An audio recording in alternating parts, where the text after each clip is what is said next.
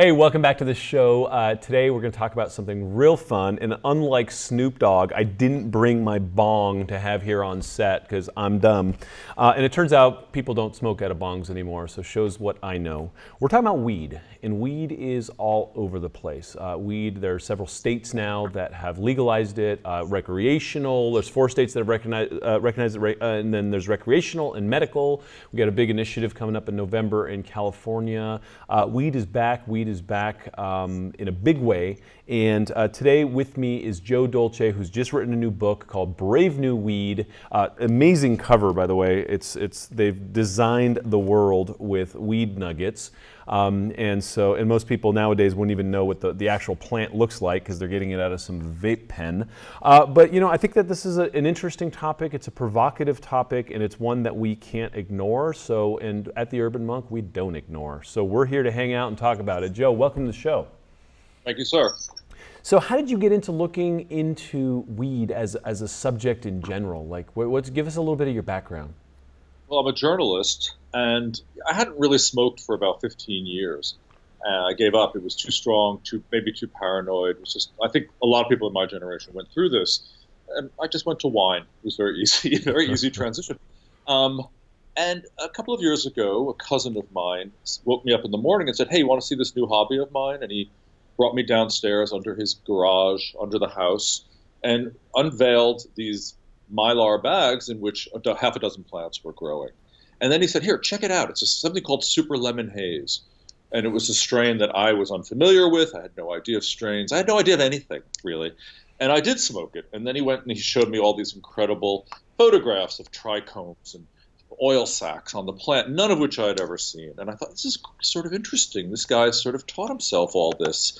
And I embarked on a journey to figure out really what is this plant that is ubiquitous in our lives and yet we know so little about. And part of the journey was to try to understand why we in fact knew so little about it. Why do we know so little about it? Because the U.S. has made it, in the drug wars, they made it very difficult to research the science of this plant. They really wrapped it up in red tape.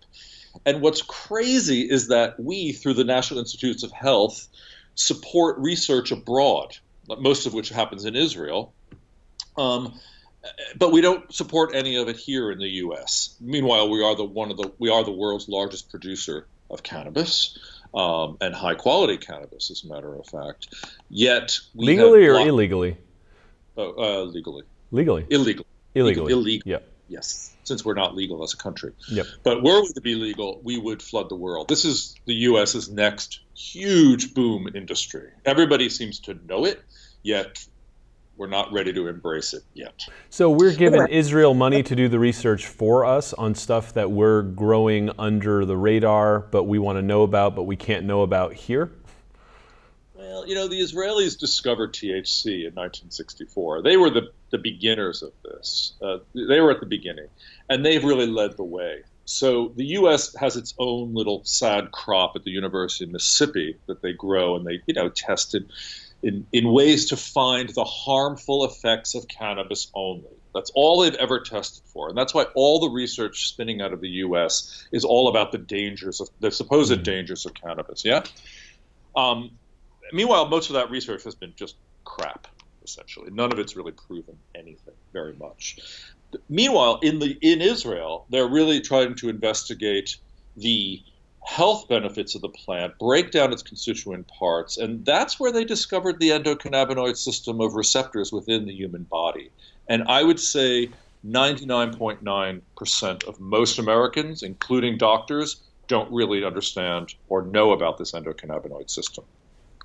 And the culture here, first of all, if you're trying to prove a thesis that this thing is bad for you, then that's the science that's coming out. So the culture here is so anti-drug, period, right? And it had been for generations, really. And even the idea of lumping cannabis into a drug category as opposed to a plant category is an interesting, let's say, change of mind, if you will, right? Because up until the 1960s, it wasn't considered a drug. It was considered a plant. And really, even before then, up until about 1930, it was considered a tincture, a medicine that doctors made and pharmacists sold. Huh. So we really had a complete reinvention of cannabis, starting in the Nixon. It actually started in the 1930s, but the Nixon administration in our lives really made it codified. What happened? I mean, without getting too far into like the Big Brother stuff, like did it just kind of hit this critical mass where then the government decided that this is dangerous, this isn't in our best interest, this is making people lazy? Like, there's a lot of history that I don't know about. There's a fantastic history, and you read it and you think I'm making it up. I researched this for years, and I had to go back and back and back to original sources to make sure this wasn't stoner paranoia. No, it started sort of as a racist thing in the 1920s. They wanted to keep immigrants, Mexican immigrants. We're having a sort of parallel moment in time here. They wanted to keep Mexicans out of the country. We were in the Depression. Illegal labor was flooding. And they found that if they took this plant and blamed it, and they actually relabeled it from cannabis or hemp oil to marijuana to make it sound more foreign. And they enacted all these laws against it. And that sort of trundled along, and it didn't have much impact on anybody until the 1960s. And when the hippies discovered it, and they were causing such anxiety to the Nixon administration turned around and said, oh, great, we're going to blame the hippies on pot, and we're going to blame the black riots on heroin. And they fingered these two drugs, and they really successfully, waged a very powerful campaign against them. In the 1980s, Reagan picked up the mantle when he was in his anti-crime stance. That helped him defeat Jimmy Carter. But it also fueled the second wave of the drug wars. Wait a minute. So hold on. I got to wrap my brain around this. In the 20s, there's a depressed economy. Mexicans are coming across the border. We take cannabis, we rename it. Not by we mean whoever the hell did it. Marijuana, to make it sound more Mexican, and then basically be able to have kind of this drug war paranoia created around it. Like, what does that have to do with the labor? It's fascinating that this is even used as a political pawn. All the time throughout history. I mean, it's crazy. No, it has to do with labor, and that labor was flooding across the borders, and most of that labor was coming from Mexico. And they a couple of people in the government saw cannabis as a very easy way of telescoping trouble. Mexicans are coming, they're going to rape your white women, they're going to take your jobs, and they're going to create all this violence based on this loco weed. Remember the film Reefer Madness? Yes. That was in the 1930s. And it was to say to parents, keep your children away from this loco weed because girls will start sleeping with boys. Even worse, there'll be miscegenation. You'll have white girls sleeping with people of color or Mexicans. And God forbid. It's going to be trouble. Yeah. Yeah. Interesting. And so... it's hard. Oh, sorry, say that again? It's so hard to believe. You think I've been smoking a bong when I tell you this, but that's not the truth. I mean, the research is there, and there's reams of it. And so then at this point, Nixon jumps on it, Reagan jumps on it, and it's working, right? It's like, hey, you know what? This thing got me and my buddies into office. This thing helped us create an enemy, and this thing is now kind of fueling a stance that now we're stuck with. Like, so what happens after that? Pedram, let me tell you the great irony of all this. Okay, so when Reagan comes along and starts, spreading paraquat over the fields and driving the growers, especially in the West Coast and in Hawaii, indoors, what do? They figure, you know what? We got to get shorter plants that are a lot more powerful and stronger so we can increase our yield in less space. So they start breeding super powerful plants, which is why in the 1980s and 90s, pot got so strong. I mean, if you were around then, you knew that something had changed. And it kept getting stronger. So they were sort of responding out of a practical response to all of this drug war going on. And the drug war, ironically, Reagan made pot very strong. He really did. So we could thank him for a thing or two, huh? Yeah. I mean, yes. There was, medically speaking, it was a disaster, though, because what they did is they bred out the healing there's two main compounds in pot. One's THC and the other is CBD, which is starting to get a lot of media attention now. And CBD is not very psychoactive. It gives you a throb more than a high, more of a mid, I would say, than a high. And they started breeding it out because they were smoking it and not really getting anywhere. So that's why also pot sort of took a detour into this super strong stuff that was a little off balance because we're missing that modulating effect of CBD in the plant. It's a very interesting turn of events. Very interesting. So CBD is trending big time, and for good reason. There are doctors out there that are, basically singing hallelujah and seeing amazing results with patients. I mean, I've heard things from like remission of cancer to, seizures and Charlotte's Web and a lot of the things that have kind of come along the way in like, I'd say in the last 5 years, really, with this CBD literature. So for my listeners and viewers who have no idea what we're talking about, let's talk about CBD real quick. If you could kind of just get into what's happening, what the promise is. Well, a lot of promise, obviously, and not a lot of research. But CBD and THC together are sort of like an old married couple. They're sort of antagonists, but when they're getting along, they get along really well. So they amplify each other. So in terms of inflammation and oxidation, CBD is a fantastic thing. It's anti-inflammatory. It's an amazing product. I mean, I've got a little arthritis in my aging joints. I put a CBD unguent just on the pain, on the joints, and for a couple of hours I get real relief. Now, they're now starting to use tinctures of CBD. This, I think, is going to be an enormous boon to my generation of baby boomers. I mean, we are all at a point where our brains are still intact and our bodies are starting to, let's just say disappoint us a little bit, right? We're not as invincible as we thought we might be. And I have found my own experiments with CBD have been pretty promising. It's not a foolproof thing. But when it's combined, it can be as an oral spray, it can be inhaled, it can be vaporized, it can be put on as an unguent. The potential of pain relief, anti-inflammatory is very, very big. And the Israelis have found that CBD, THC in some proportions is effective for things like traumatic brain injury. A lot of the stuff that NFL players are complaining about right now, diabetes type 2, certain schizophrenias. It's a calming plant when used with the correct dose in the correct circumstances in the right ratios. It's very, very promising. I've seen a number of studies, and I got a lot of friends that are getting into the business. It's a bit of a gold rush, so it's when there's money, it's really hard to really know how to separate the baby from the bathwater because everyone's just trying to hawk shit too. So you got to be careful. What I'm leaning towards is saying, okay, what did the Israelis find? Right? You go to the researchers. That's right. You can find it, and it's all been published. If you use PubMed, you can go and you have to wade through some very dull, inside baseball medicalese, but there's a lot of promise. There also, one other thing I didn't tell you is that they have found that it increases the rate at which bones heal. So it's not going to stop.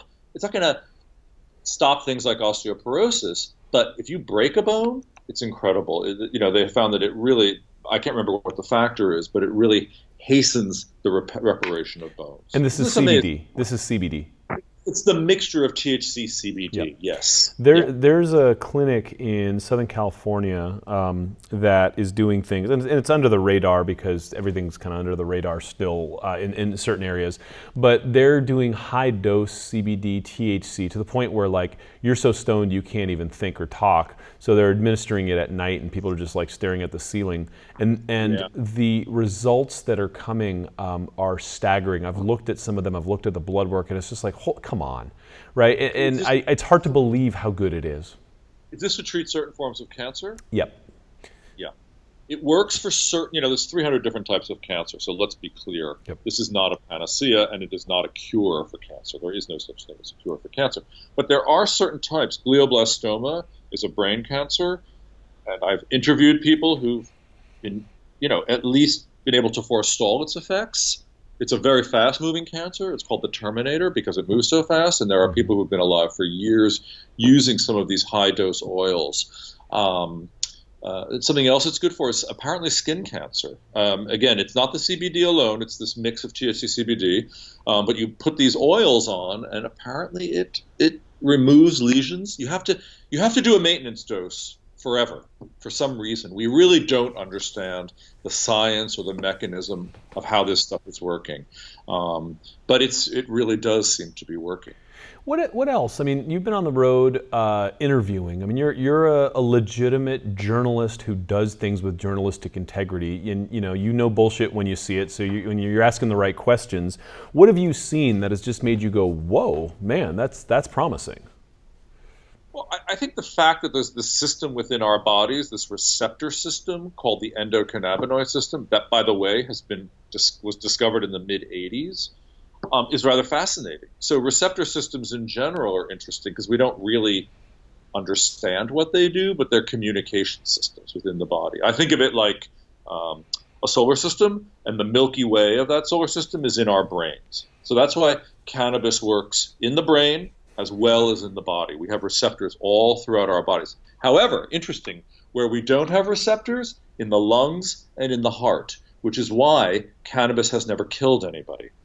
Unlike an opiate, which will shut down the lungs and the heart if you overdose, cannabis cannot overdose on cannabis. There are no receptors in these organs. So you could smoke too much and be uncomfortable, but you will always wake up and continue living, okay? And that's also why it's not addictive, because we don't have the receptors in the addiction areas of our brains, okay? And again, a lot of the prohibitionists will tell you it causes dependency and addiction and all this stuff, but in fact, it's a different sort of dependency, not that physical dependency. So I thought that was interesting. And I thought that the fact that this endocannabinoid system is, so let me give you, this is how I came to understand it. We have another kind of receptor system in our body, which is called the histamine system. And we thought of it at first only for allergies. And then as we learned about it over time, we learned that we had histamine receptors in our stomachs, in our guts. And that's why this whole group of medicines called Prevacid and all these antacids, I don't use them, so I'm not familiar with them, but Zantac, I think, is one of them also. Those are histamine receptors that they're attacking, and they're attacking them in the gut, not in the nasal passages. So receptor systems are very interesting and very nuanced and require lots of research to really understand in depth. But I was fascinated to know that we have a system of cannabinoid receptors throughout our bodies, okay? And that our brains produce a chemical which is an analog to THC. They've named it anandamide. You know what ananda means in Sanskrit? I'll bet you do. I don't. It means bliss. It means bliss. Okay? So this is a THC analog that our own brains are producing, perhaps to give us feelings of happiness or joy, or perhaps to form different emotional components, chemical emotional components of our being. When you start to think about this, my mind reels when I start to sort of think of the depth that this could lead us to in understanding the chemistry of emotion, really. Mm-hmm. We don't really know much about the chemistry of emotion. It's very complicated and abstract. So some people are starting to think about this now, yeah? So I thought that, on a super sort of intellectual physical, medical level, and scientific level, I thought all that was fascinating. Then just on the practical level of what people are doing with cannabis and making oils and making edibles and making unguents, all these new ways of imbibing this plant is really, really fascinating. I don't know if you're familiar with this stuff, but you can now take a very small concentrated dose of an oil. It's called a dab, and really get a very powerful high from that, or a powerful medical response from that. It's very concentrated. It's powerful, so it's not to be toyed with. But it's quite amazing, really. You're not carrying around bags of flowers anymore. It's a whole different world. They're contained in small little, or as you said, people are vaporizing out of pens. a complete revolution in the world of cannabis, really, and Absolutely. more to come. Well, Much more. and you're not smoking stems and twigs and stuff that, probably are harmful to your lungs. I mean, taking impurities in through your lungs probably isn't the best way of delivering, the chemicals that you want. Personal question for you. You didn't like the stuff. You stopped the stuff. It made you paranoid. You didn't like it. Like most people, like in that generation, it's like whatever. Wine's so much easier. Did you go back? Is this new kind of blend? These new delivery vehicles, whatever. Like did they kind of bring you back to the world of cannabis? They did, and I learned some things also. I learned about microdosing. I learned that if you just take 2 or 3 hits, you can get to a very nice place. You can have a change of mind, a shift of consciousness, and it won't zonk you. It Right. will not zonk you. High, not stoned. And I like that. Yeah, it's enhanced, not stoned, right? I also learned that you can use different strains very mindfully to get different effects. And certain people I interviewed along the way were using this, mostly in the arts, but we're using it to sort of enhance their work. So, for example, in my book, in Brave New Weed, I talk about a filmmaker who uses a high dose dab of sativa variety to produce lots of thoughts when he's generating ideas. And then when he's editing his work, he'll use a different strain in a different dose because it gives him a deeper focus. And I thought this was fascinating. The fact that you design your own, once you understand the chemical components, which again, this is not for everybody. This is, on the connoisseur level, if you will. But once you understand these different components, you can sort of adjust, play, toy with to get a different effect. And I have tried some of this stuff myself, and it's great. I have to say, it's great. Yeah, Now, I want to be clear, though. I don't advocate doing your work or living your whole life in an enhanced state. I think there's a human urge to change consciousness, whether it's through dancing or yoga or going to the gym or swimming or using a substance, basically. And I have found that cannabis is good bang for the buck with relatively little after effect. Okay, so you drink enough wine, you'll know about it the next morning. You smoke enough weed, you get a little foggy, you wake up, you're fine. Any other side effects? Because there's people out there taking anxiety medication. There's so many medications that people are taking that have really severe side effects versus some of the benefits you can get from a sativa that might be a lighter hit. Yeah, I think a lot of people our age, my age, I'm not sure how old you are, but adults are wanting to pull back from the pharmaceutical industrial complex. There are heavy side effects in all of those single bullet medications. They're strong, but stronger meds have stronger side effects.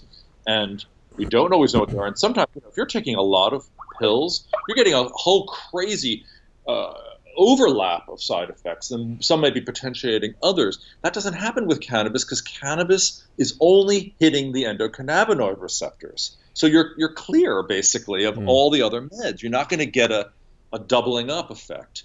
Yes, people are using it for anxiety. A lot of people in New York can't sleep at night. And I have said to them, hey, look, if you have any old weed, use it to sleep. Old weed has a metabolite called CBN. It's one of the many compounds in cannabis that makes you tired, makes your muscles relax, and it puts you into a very relaxed, easy state of sleep. Smoke some half an hour or an hour before you go to bed. Your high will dissipate by the time you're hitting the pillow, and you'll drift, and you'll just float into a nice state of sleep. That seems to be a lot better than Ambien to me. If it works for you, that seems like an easy, natural way of using the plant that's on Earth to get you to places. And I think that's always been the allure, frankly. Yeah. The plant-based. Well, that's it. I mean, listen, gold standard, if you could calm your mind, breathe a little bit, go to sleep, no outside stimulus, you win. If you're taking a bunch of drugs, and if Ambien and Lunesta are taking turns trying to, and you're trying to figure out what the hell is going to put you down tonight, the natural solutions seem like the obvious transition if the, alternate nostril breathing isn't quite doing it for you yet. Yeah, exactly. And but listen, I like alternate nostril breathing. I It's do amazing. all that also. It works. That also works. But some things are more efficient. I'll tell you one other thing I've noticed. I'm a presentation trainer and coach by profession. That's what I do in my day job. Okay. And there have been reports that CBD and THC really reduce anxiety. So I tried it on myself. I tried it when I was doing a workshop once. During the And workshop. I did. I did. Yeah. It was my little secret. But I was facing a group of 12 strangers, and even though I do this as a profession, there's still a little anxiety that comes up sometimes when you're facing a group of strangers and you want them to succeed and you want them to benefit from what you have to give them. So I tried it, and I had a wonderful experience doing it. And did it reflect back amongst the dozen people? Did they say, "Hey, listen, you were great," or Well, they generally like what I have to offer because I'm giving them some skills that they can use in their lives. But no one knew that I had was trying this experiment on myself, and I had tried it before just in social situations, so I knew nothing powerful was going to happen. It was Right. just again a slight microdose?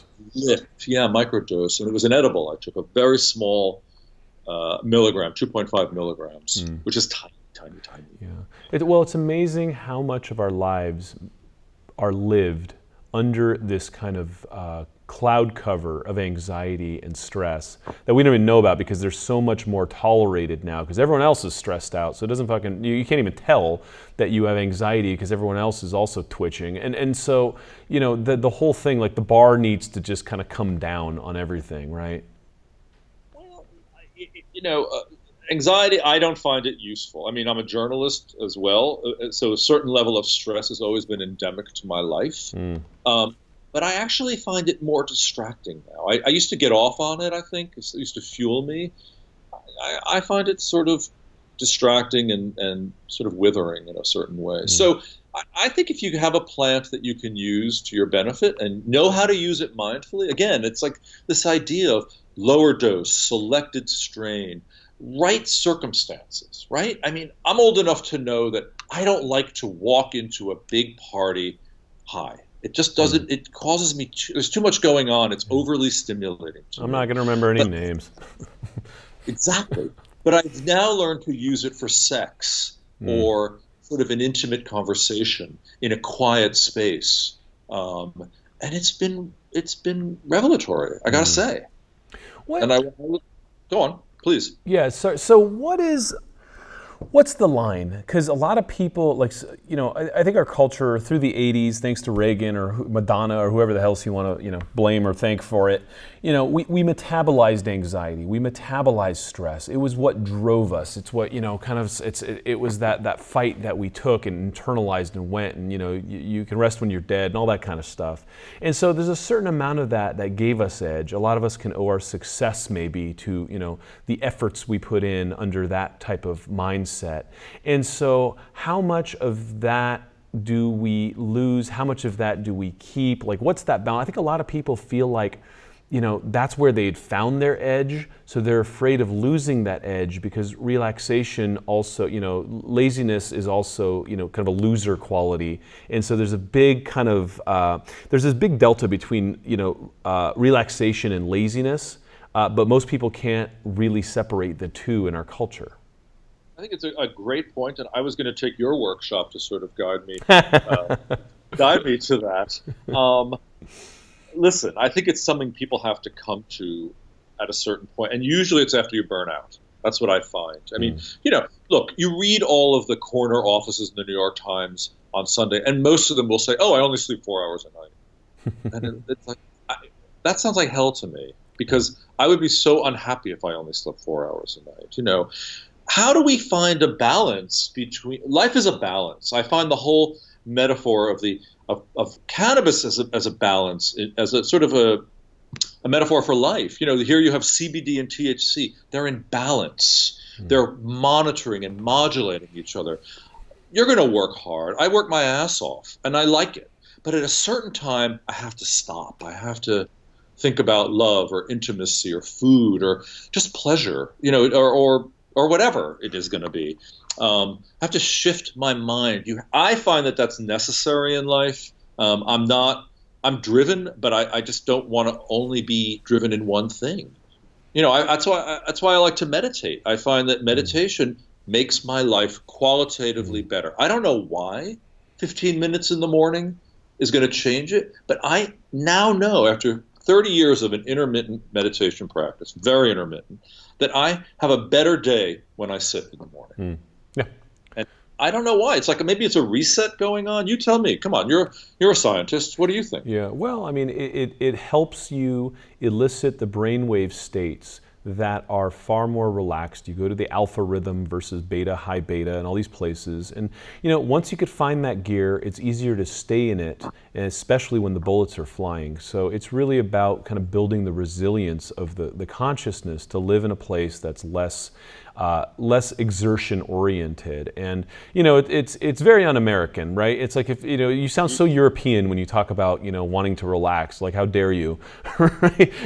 And so culturally, it's just we're not used to that as part of our paradigm, and that's also where we're waking up in America is we're gonna die if we don't relax. And so meditation does that. Certain botanicals do that. And so what you've found in your research is something that millions, what percent of America smokes pot? Well, it's hard to say. I mean, the research is that I think it's 38% have tried it. Okay, 38% of 350 million people. Yeah. But to me, I mean, maybe it's the circles I travel in. It seems like a lot more than that. I mean, It seems like it would be hard to be in your 40s or 50s and not have tried it at least once, right? Right. And the new generation is very clued into it. They really are extraordinary. If you go into a dispensary in California, you'll find very educated patrons there who really know a lot. So I think probably we don't have any real good data on it. I'm sure people lie when the researchers come around and say, have you ever tried it? Blah, blah, blah, blah, blah, blah, blah. But I think a good number of people have tried it and that's what's interesting. They've tried it, and there's not been a whole lot of deleterious effect. I mean, what I do think is true is that certain people really just don't like it. Mm-hmm. And I don't know why. It's like, I'm sure it has something to do with their endocannabinoid system and the way certain people don't like scotch, or certain people don't like alcohol, or certain people don't like whatever, you name it, chocolate.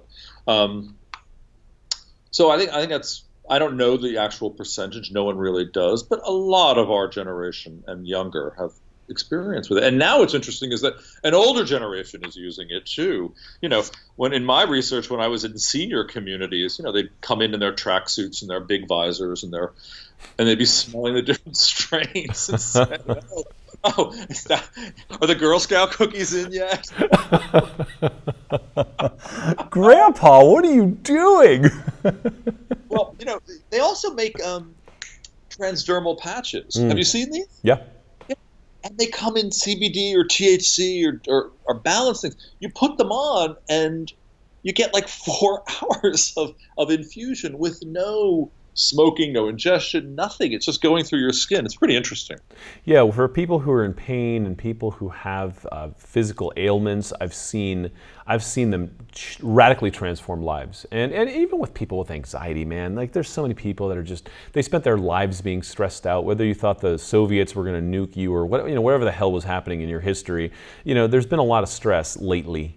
One of the things I'd love for you to help us kind of pick apart, and you might not be like the super expert on this, but just in your research. So most people don't even know the difference between, say, sativa and indica. Like what is it? What is in this salad bar, and how do we look at them differently to say like this might be more suitable for my disposition? Sure. So the way it's currently categorized is sativa, indica, and hybrid, and I'll break that down for you with the caveat that it's sort of a false classification. So the sativa tends to be a more energized, mind-stimulating variety. Cannabis was started in the Hindu Kush of India, right? And the strains went in different directions. Those that went to the west became the sativas. They ended up in Africa, and they were tall growing gangly plants, very narrow leaf. The other ones, the indicas, went to the east and they became the shorter bushier, they stay lower to the ground, they're able to survive colder weather more. They're more productive. The indicas are more for relaxing, for a body high. They're the ones that zonk you, that I feel by typically, right? People know what they like. People, apparently, there's an old myth that may be true, is that when you smell the buds, follow your nose. The scent that appeals to your nose is what it's going to like, what your body's going to like. Now, here's what's interesting. So we have the hybrid, we have the sativa, the indica, and the hybrid, the mixture of the two. But what we've now learned is that there's a whole other component to cannabis, which are called terpenes. You know what terpenes are? I don't. They are pharmaceutical-grade smell molecules, and they're in all plants. And they're called things like limonene, which is the smell of lemon, pinene, the smell of pine, a crazy name, beta-caryophyllene, which is the back note of pepper and clove. These smell molecules are why cannabis stinks to high heaven, right? Why you always know if you're in a grow or if somebody's smoking, okay? They're super powerful. And they direct the high. So this is what we're now learning, so that you know if your strain has a lot of lemon in it, it's going to be a bright, uplifting high. If your strain smells more like black pepper, it's going to be a more heavy body high, because that's stronger in beta-caryophyllene, okay? So some of the names of cannabis, like Super Lemon Haze or Tangerine Dream or Blueberry Kush, are actually very descriptive names, because they are some very clever growers with good noses have obviously sussed out these are the terpenes that are strong in these plants without even knowing what a terpene was, right? And putting a name on it that actually describes the smell.